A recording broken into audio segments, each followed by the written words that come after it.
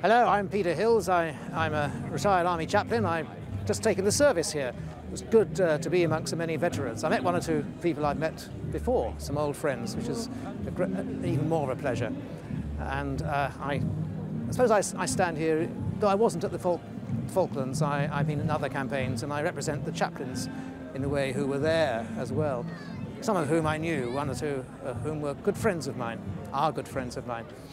Hello, I'm Barry Bryant. I was lucky enough to be a flight commander of a Lynx unit in HMS Brilliant during the Falklands conflict. It seems a very long time ago now, but very evocative to be back here at the War and Peace show today. It's one of my aircraft flying overhead, as you can probably hear. I'm Ian Loughborough, and in 1982 I was a squadron leader in the Royal Air Force Regiment, and I was commanding number 63 Squadron RAF Regiment, which was a Rapier air defence squadron, in fact using the kit I've got, type of equipment, Rapier equipment that's behind me. Hello, my name's Nobby Hall, and during the Falklands War I was an officer under training in HMS Andromeda. HMS Andromeda at that time was one of the first Leander class frigates to be retrofitted with the Seawolf missile system, and the Seawolf missile system was in great demand during that conflict because it was the best close-in anti-aircraft weapon in the world at that time, and probably still is. My name is Joe Erskine. I was a Chief Petty Officer on HMS Hydra during the conflict, which was an ambulance ship, and we took the wounded from the SS Uganda, which was the hospital ship, 45 at a time, and we took them to Montevideo, where they were flown then onwards to the UK. My name is Richard Shenton, known to everybody as Dick. I served on HMS Bristol during the Falklands War. I was a computer room watchkeeper and operations room maintainer. I am now the standard bearer for the HMS Bristol Association. Hi, I'm Brian Bubs Watson, sapper with the engineers. We were the engineer support for the Welsh Guards. Went down to the Falklands in May. Went down on the QE2, had my 19th birthday on the QE2, which was nice. You remember the good bits of the war, I suppose, the victory bits, but you also remember the sad bits, losing a lot of friends. It's good to see a lot of people back here today. I met a chap I was in the ship with, I hadn't seen for 30 years just now. You remember the funny bits, buying a £5 note with a Mars bar because they were in short supply, and seeing things you never thought you'd see. Argentine aircraft being shot down, and they were as brave as, I'm afraid, as we were. Just a ridiculous war to get into, really. But really good to see everybody back here today. A lot of friends, and I think hopefully bringing home to the younger generation the war that we fought then, and hopefully give this country the capability to do it again should we ever have to. Thank you. HMS Andromeda, we found ourselves in the role, what was known as goalkeeper. And the role of the goalkeeper was basically to get between any enemy air raid coming in and the high value units. So basically we found ourselves to be expendable, but that's just the nature of war. Somebody has to do that.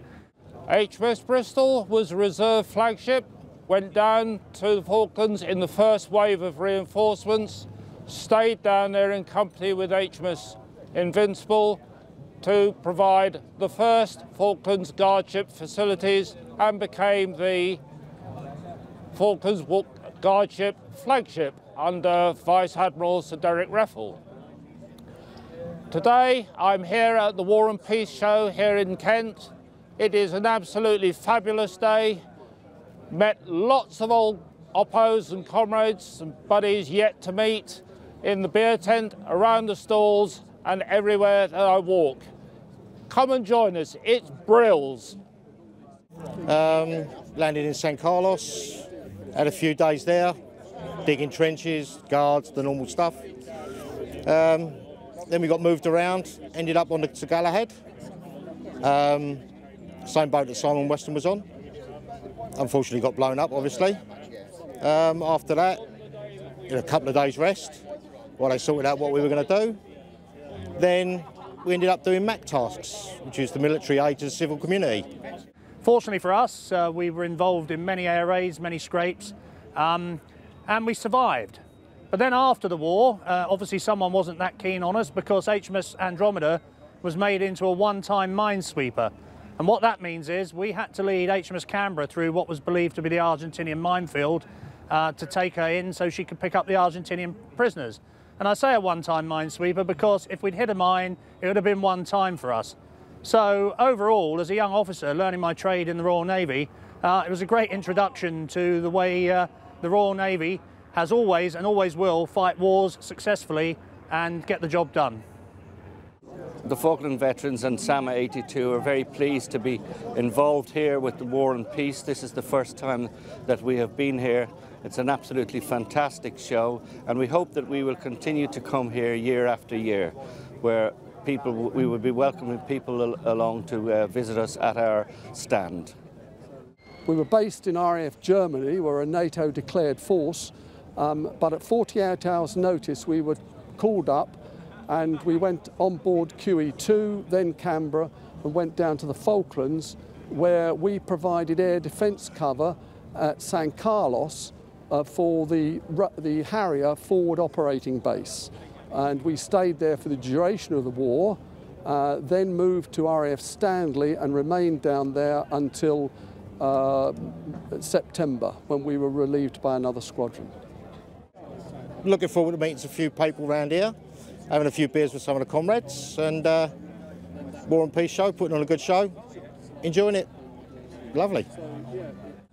Being a chaplain isn't about being dressed up like this and taking services. It's about being there wherever the men and women are, in whatever kind of situations they find themselves in, and whatever dangers they face, whatever discomforts they face, good weather, bad weather, and so on.